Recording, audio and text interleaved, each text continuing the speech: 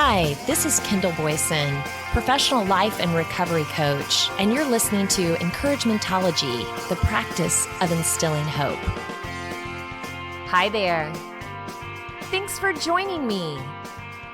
On this show, we're breaking up with our old patterns and making room for something new as we change harmful into helpful habits. You know, we all have those little things we still hold on to, justifying that one day soon we'll change our old ways and do better. You name it, and we've justified it at one time or another. These might be habits we learned at an early age or ones we've adopted recently to cope with a trying time in our lives. Nevertheless, they have to go. We are on a quest for a new, healthy, and a sustainable life full of joy. Old and harmful habits don't have a place in our new normal. You might be carrying something around that you didn't even know was harmful. Maybe it's not as tangible as overeating and drinking, but more personal and internal. Either way, it's not serving you in a positive way, so guess what? It's gotta go. Grab those pruning shears and let's get to work cutting out the dead weight that's preventing you from thriving. Routines are great, aren't they? Patterns we have in our life which require little thought, autopilot, if you will. Sometimes they protect us from the more mundane aspects of our life.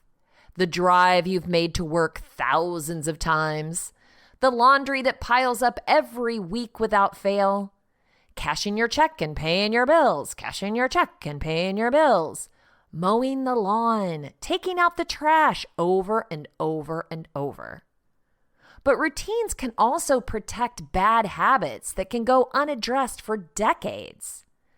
The morning cigarette with coffee, the beer to unwind, the slice of pie that perks up a bad mood, the negative self-talk that keeps us from feeling confident, the gossip that makes us feel part of a crowd.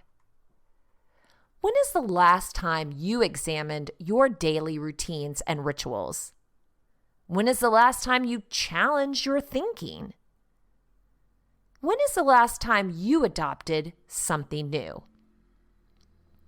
Let's take a personal inventory to see where we spend our time, what feels good and provides great benefits, and what might be holding us back. Let's be careful with the feels good part of this inventory. Not everything that feels good is actually good for us. We need to evaluate the short and long-term effects and benefits of these routines and rituals. James Clear, the author of Atomic Habits, helps us with the Habits Guide, how to build good habits and break bad ones. Habits are the small decisions you make and actions you perform every day. According to researchers at Duke University, habits account for about 40% of our behaviors on any given day. Your life today is essentially the sum of your habits. How in shape or out of shape you are, results of your habits. How happy or unhappy you are, a result of your habits. How successful or unsuccessful you are, a result of your habits. What you do repeatedly, which is what you spend time thinking about and doing each day, ultimately forms the person you are, the things you believe, and the personality that you portray. All habits proceed through 4 stages in the same order: cue, craving, response, and reward. This 4-step pattern is the backbone of every habit, and your brain runs through these steps in the same order each time. First, there's the cue. The cue triggers your brain to initiate a behavior. It's a bit of information that predicts a reward. Our prehistoric ancestors were paying attention to cues that signaled the location of primary rewards like food, water, and sex. Today, we spend most of our time learning cues that predict secondary rewards like money and fame, power and status, praise and approval, love and friendship, or a sense of personal satisfaction. Of course, these pursuits also indirectly improve our odds of survival and reproduction, which is the deeper motive behind everything we do. Your mind is continuously analyzing your internal and external environment for hints of where rewards are located. Because the cue is the first indication that we're close to a reward, it naturally leads to a craving. Cravings are the second step of the habit loop, and they are the motivational force behind every habit. Without some level of motivation or desire, without craving a change, we have no reason to act. What you crave is not the habit itself, but the change in state it delivers. You don't crave smoking a cigarette, you crave the feeling of relief it provides. You're not motivated by brushing your teeth, but rather by the feeling of a clean mouth. You don't want to turn on the television, you want to be entertained. Every craving is linked to a desire to change your internal state. Cravings differ from person to person. In theory, any piece of information could trigger a craving, but in practice, people are not motivated by the same cues. For a gambler, the sound of a slot machine can be a potential trigger that sparks an intense wave of desire. For someone who rarely gambles, the jingles and the chimes of the casino are just background noise. Cues are meaningless until they're interpreted. The thoughts, feelings, and emotions of the observer are what transforms a cue into a craving.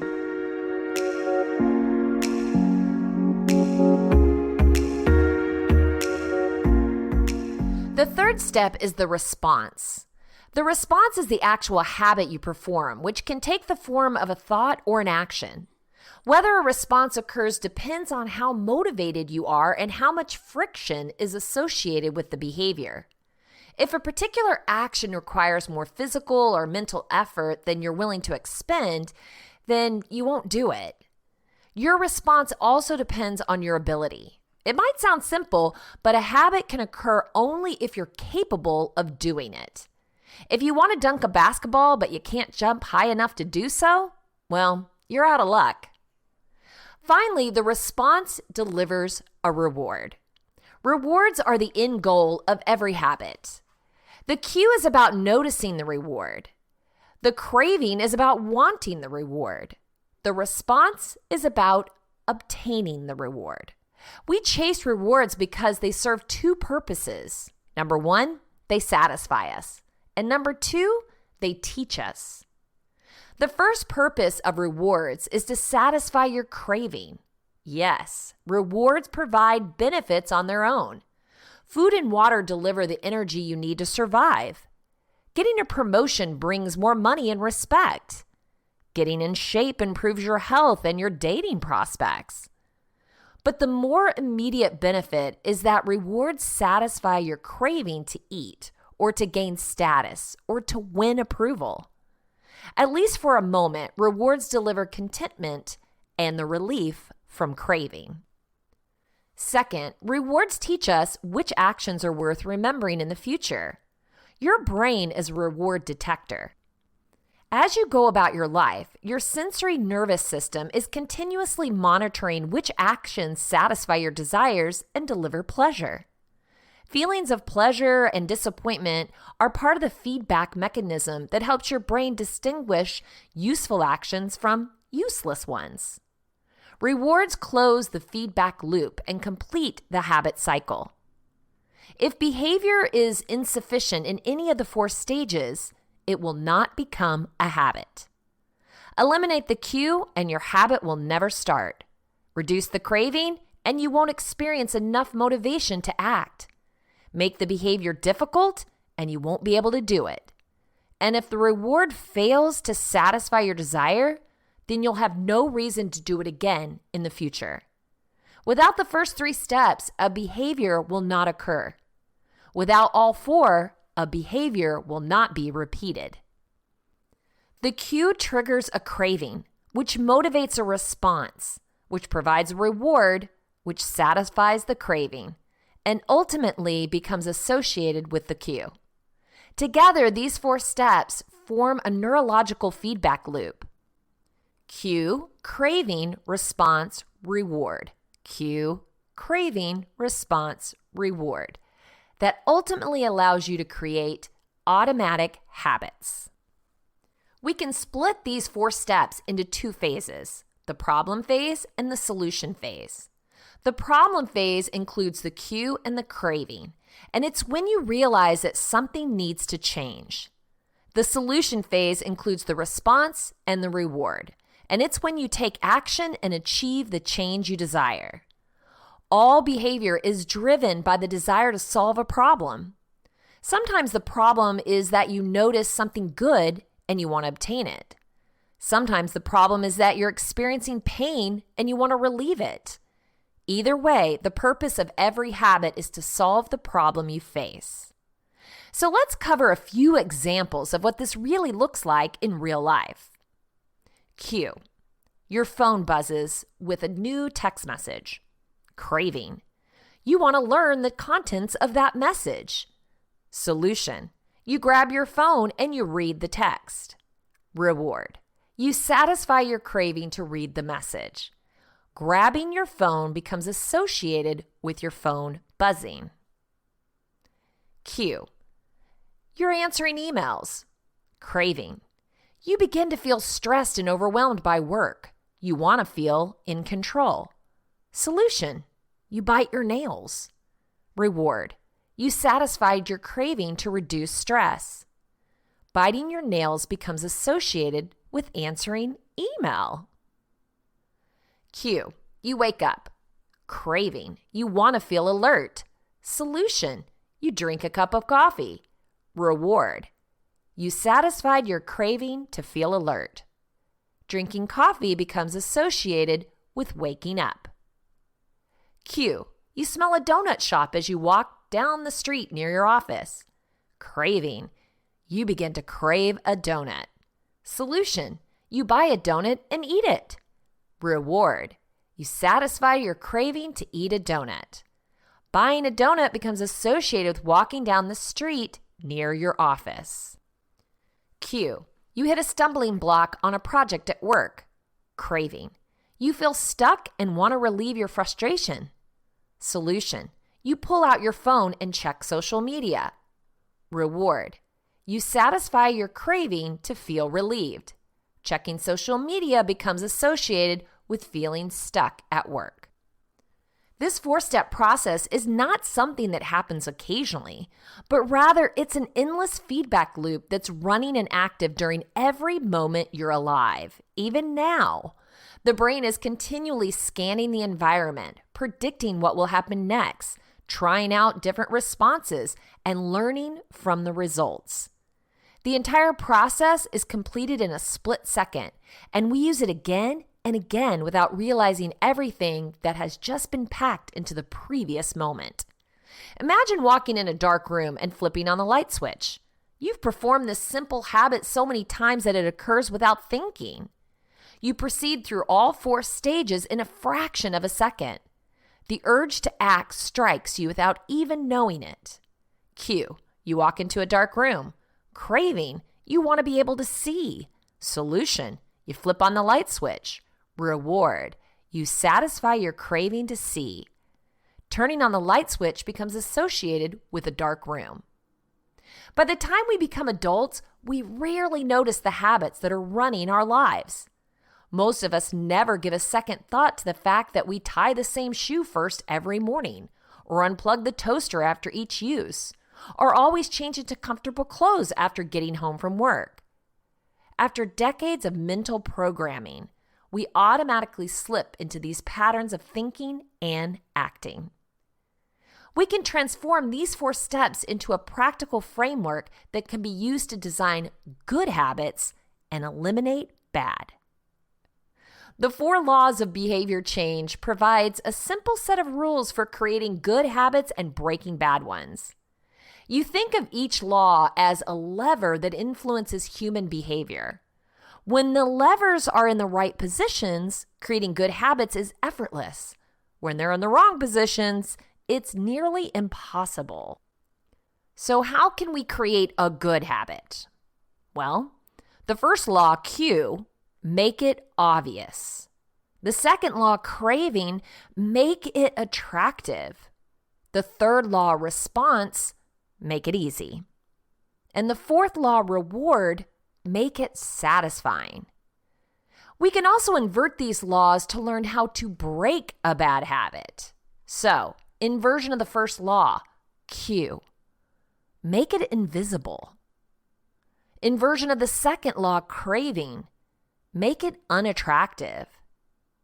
Inversion of the third law, response, make it difficult.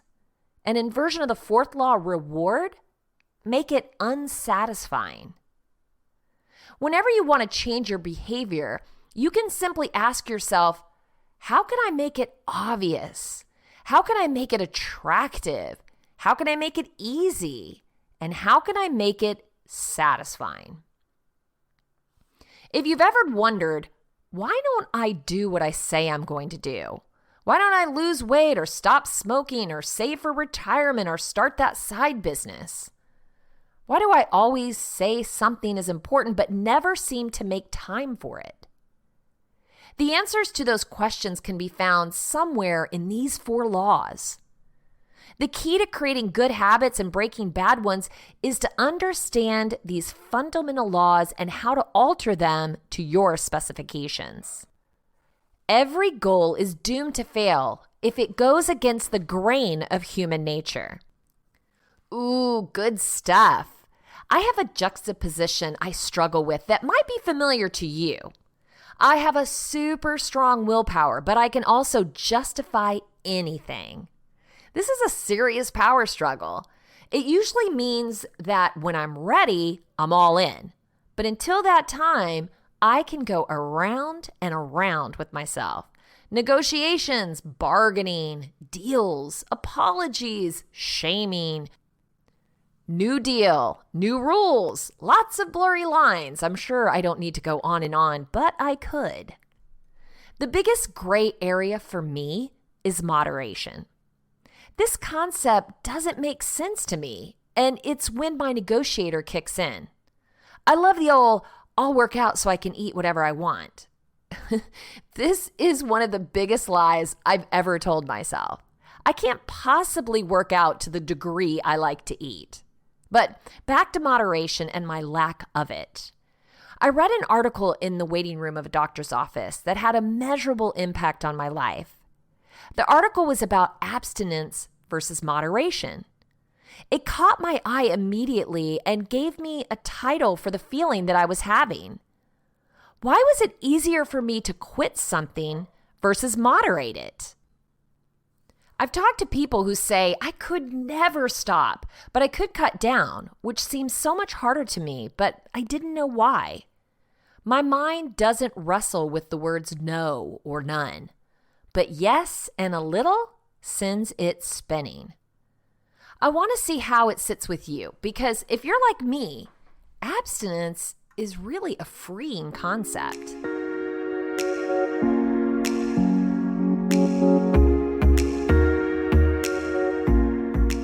Shana Leibowitz spotlights a habit expert who says people come in 4 types, and figuring out yours is the first step to being happier. When you start asking questions about the best strategies for self-improvement, there's one frustrating sentence you'll hear over and over again. It depends. It can sound like a cop-out, but in reality, no blanket technique will help everyone lose weight, start exercising, be more productive, or spend more time with their family. It depends on things like your personality, upbringing, and biological predispositions. Few people know that better than Gretchen Rubin, the best-selling author of multiple books on happiness and habits, including most recently, The 4 Tendencies. But, and this is a big but, Rubin has taken "it depends" one step further by giving people specific strategies that she says will work for them based on their personality type. She calls it the 4 Tendencies Framework. Rubin says pretty much everyone falls into one of 4 categories. There's a quiz on our website that can help you figure out which one applies to you. But Ruben says most people can tell which type they are just by hearing the brief description of each one. The 4 tendencies are based largely on how you respond to outer and inner expectations. And here's how it works. Upholders generally meet both inner and outer expectations, meaning they don't let others or themselves down. Ruben says she's an upholder. For example, she wakes up every day at 6 a.m. and likes to work in the same places around her neighborhood. Upholders usually have an easier time forming habits than other people do, but they can still struggle. Questioners meet only inner expectations. They push back against and question all expectations. Above all, they do something only if they think it makes sense. They hate anything arbitrary. As Ruben writes in Better Than Before, questioners resist rules for rules' sake. Questioners often remark, I can keep a resolution if I think it's important, but I wouldn't make a New Year's resolution because January 1st is a meaningless date. Obligers meet outer expectations, but not always inner ones. In other words, they usually need some form of external accountability. Maybe that means taking a class with mandatory homework assignments or joining a sports team with regular practice sessions. Rebels resist both inner and outer expectations. They value authenticity and self-determination. Ruben says that if you ask a rebel to do something, they will likely resist, which can be frustrating for the people asking. Knowing your own and other people's tendencies can make life easier. Ruben has found that most people fall into the obliger category. Rebels tend to be the smallest group. Once you've figured out which tendency best describes you, you can pinpoint habit-forming strategies that will work for you. For example, an obliger might want to find a workout buddy who meets him at the gym every morning. The prospect of disappointing the buddy might be enough motivation to work out. Knowing someone else's tendency is equally useful because you can frame that habit you want them to start in a way that's compelling to them.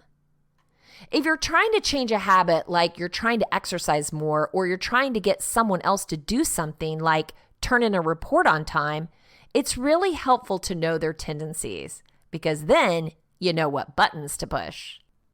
I think I'm an upholder, but need to be an obliger to make something stick. I'm a creature of habit to some degree, but I like a plan. I like to make a plan, and I get somewhat anxious if there is no plan.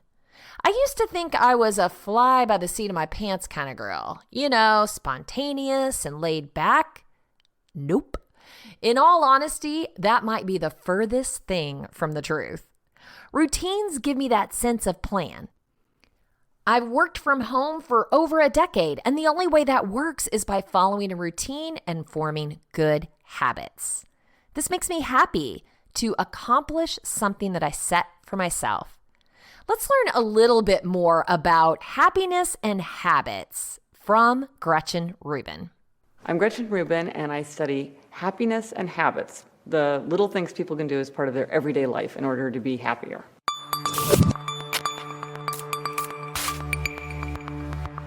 We all know that health is so important to happiness, but health is kind of like money. We feel the lack of it much more than we feel the benefit of it. So once you feel pretty good, or once you have enough money, you don't realize how much it contributes to your happiness. It's when you are in pain or are sick or don't have enough money that you're very aware of the important role that they play in your life. So health is important because it gives us that feeling also of vitality. And a sense of energy is tied with happiness because a lot of times there are things that we know that if we did them, we would be happier, but we just feel too drained or too exhausted to attempt them. So you'd be happier if you planned a big birthday party for your sister, but you just can't face it. Or you should exercise regularly, but you just kind of can't get yourself organized enough to do it because you just feel so overwhelmed by life.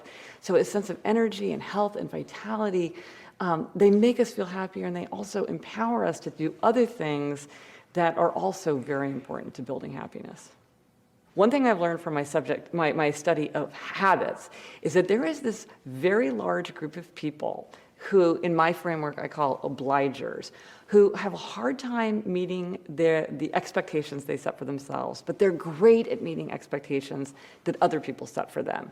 And so they need health trainers, coaches, anybody who's going to help them hold themselves accountable. So I heard from a woman who said, I was reading about your framework. I realized I'm an obliger. For years, I've been trying to exercise on my own. I kept thinking, why am I not able to make myself a priority? Other people seem to be able to do it. But now I work out with a trainer 3 days a week at 6:30 in the morning, and it's no problem for me because I know I have to meet that other person. So a health coach is someone who can get you to change those eating habits that you've been trying to do for years, or help you to stick to that exercise, or help you to go to sleep on time.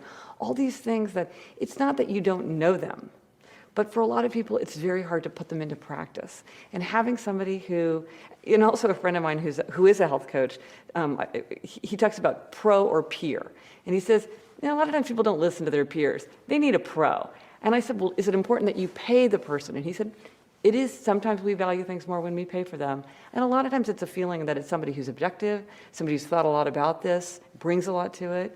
And also someone who's not necessarily your family member or your friend, somebody who's going to cut you slack, somebody who's going to say, come on, you committed to this, it's time for you to come through. So they put you in a different kind of frame of mind. One of the things I often write about is the difference between abstainers and moderators. So abstainers are people that when they have a temptation, they do better when they abstain totally. And moderators do better when they have something sometimes, or a little bit, or a few bites. So can they keep a bar of chocolate in their desk for a week, or do they eat it all in one day? That's an abstainer versus a moderator. So I wrote about this, and a woman wrote to me and she said, I'd always tried to be a moderator because that sounds more sensible, but I realized I'm actually an abstainer, which is what I am. I'm an abstainer. And she said, I've lost 70 pounds because I gave up flour and sugar, and it's not even hard for me. And I thought, it just shows how if someone just tells you something about yourself or shines a new light on something about your experience, sometimes you're able to do this huge change really surprisingly effortlessly, but you kind of need to get that key to be able to understand yourself and your circumstances in a way that you can make the choices that are best for you. The more I look at happiness, the more I see, that your physical experience colors your emotional experience colors your physical experience. All these things are bound together. And also the thing about the body is that sometimes we focus on trying to change our thoughts and our minds. It's hard to change our thoughts. It's much easier to change our outward actions.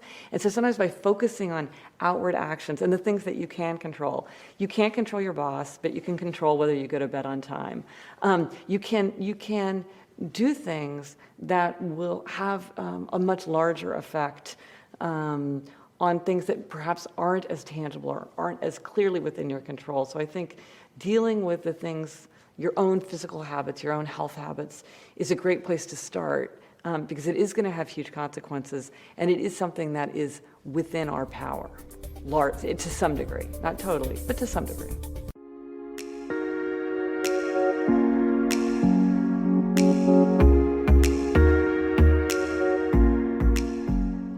We've talked recently about decluttering the mind, and James Clear explains that idea when it comes to habits.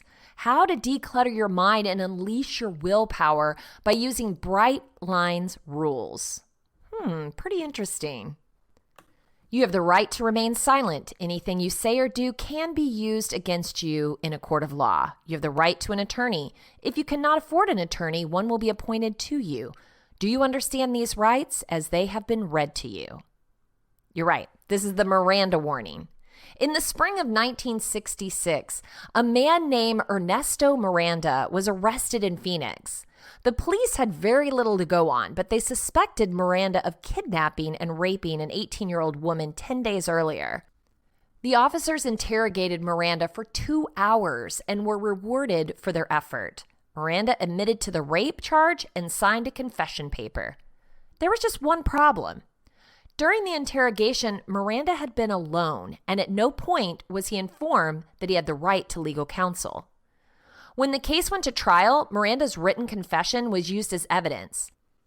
He was quickly convicted, but his lawyer appealed because Miranda had never been informed of his rights, and thus, according to his lawyer, the confession was non-voluntary. The Arizona Supreme Court upheld the decision, but eventually the case made it to United States Supreme Court.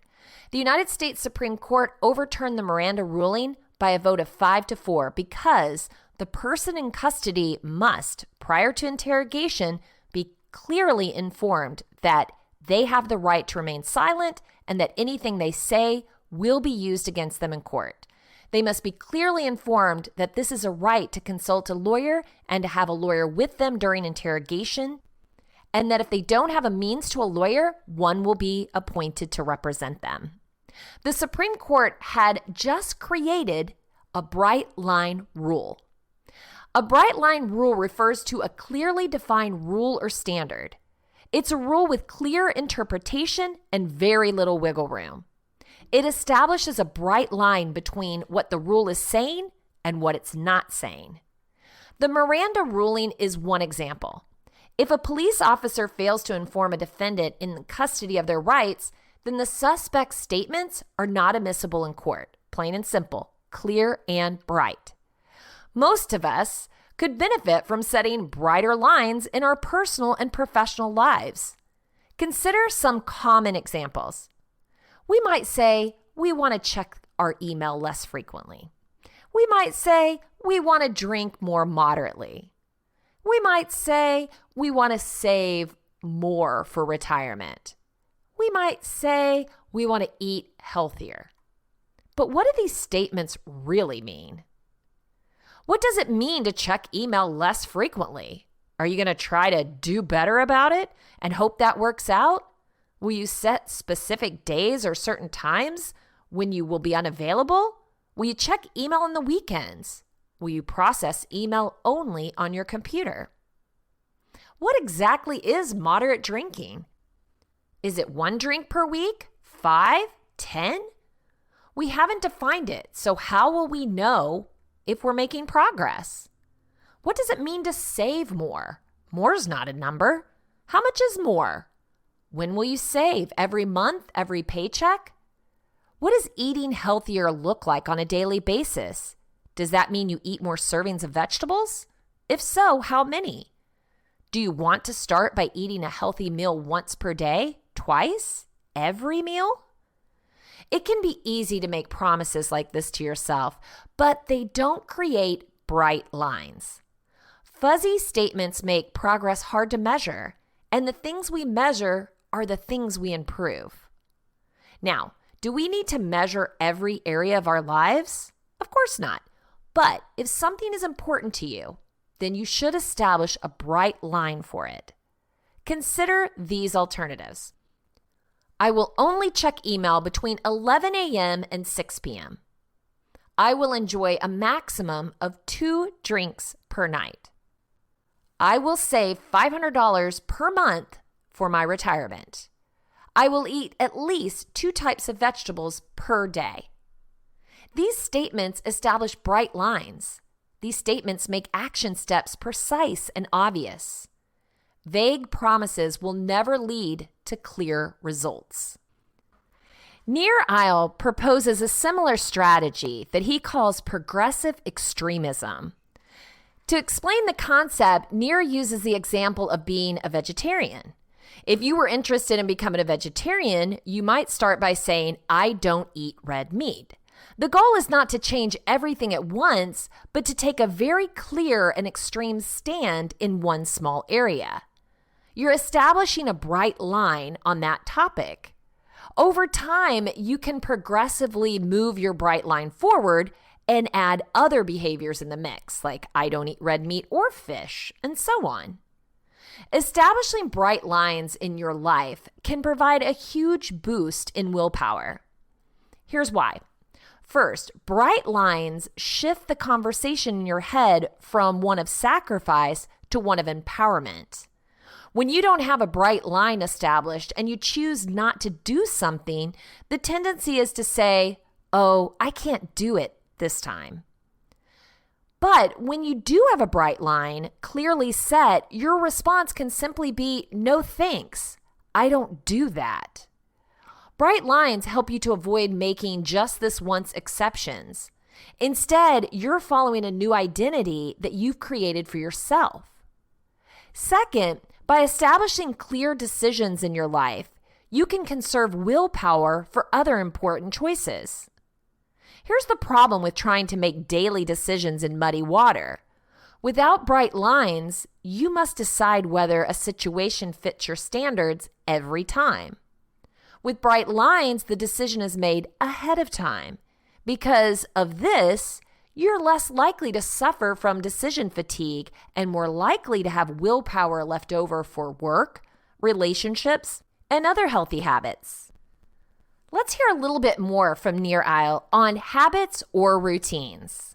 A daily habit that is not negotiable. I think that, the reason I'm hesitating is that I think there's a difference between habits and routines. Okay.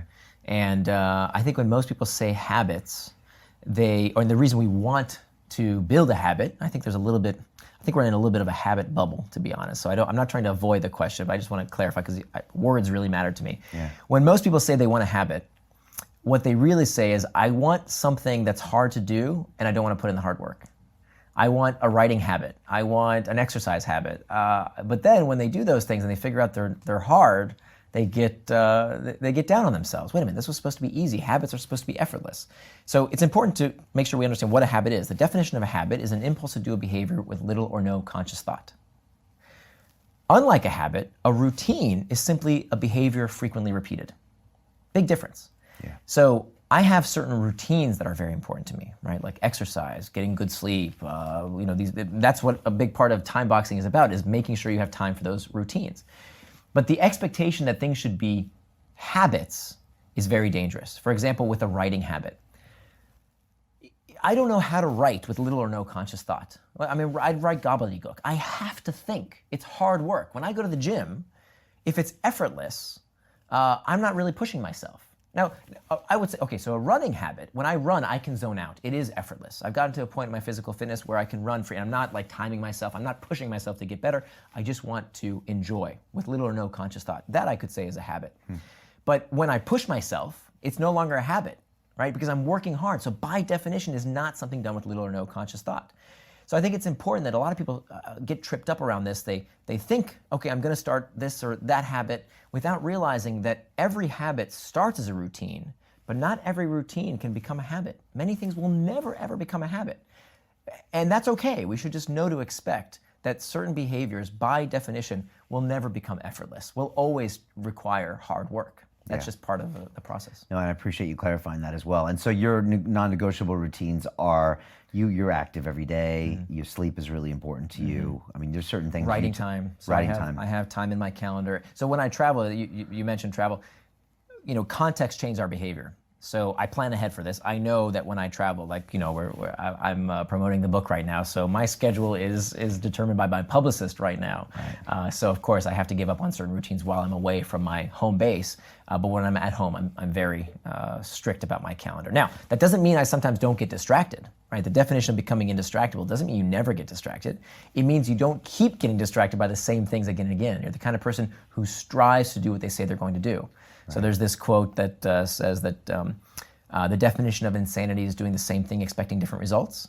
So I used to get distracted the same way all the time, right? So the point of becoming indistractable is that you can look at that distraction and say, okay, why did I go off track? There's only 3 reasons: external trigger, internal trigger, or a planning problem. And you stop getting distracted by the same things like a dummy. I used to, constantly get distracted by the same things. Now I do something about it. Right? So when I have that time box calendar, when I have my routines that, like writing, like exercise, like quality sleep, if I do fall off track, now I know why, and I can fix it the next time.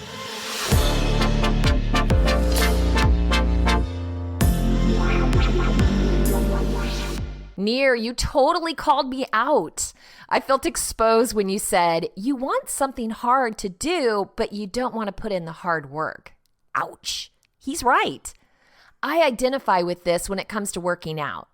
I want the end result, but I can't seem to find the willpower, the routine, or adopt a habit that sticks. Does anyone else struggle with this? Why can't I just do something every day? I love to read in the morning with my tea.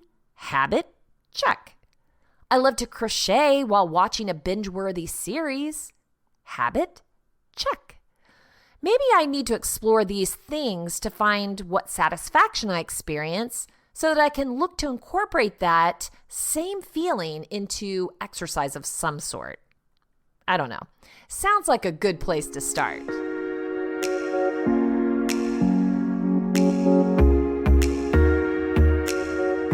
If you want to share encouragementology with a friend who needs to know they're not alone in this journey of self-discovery, you can visit encouragementology.com or anywhere you stream your content to receive this episode and all others. Follow us on Facebook and Instagram for additional encouragement throughout the week. So I challenge you. Conduct a personal inventory to identify those routines and rituals that are holding you hostage. Develop their replacement by understanding what new helpful habits you need to adopt. Break them to make them. I know you can do it. Thank you for listening to Encouragementology with Kendall Boyson, where we find positive ways to handle some of life's challenges. I stumbled through until the path was clear.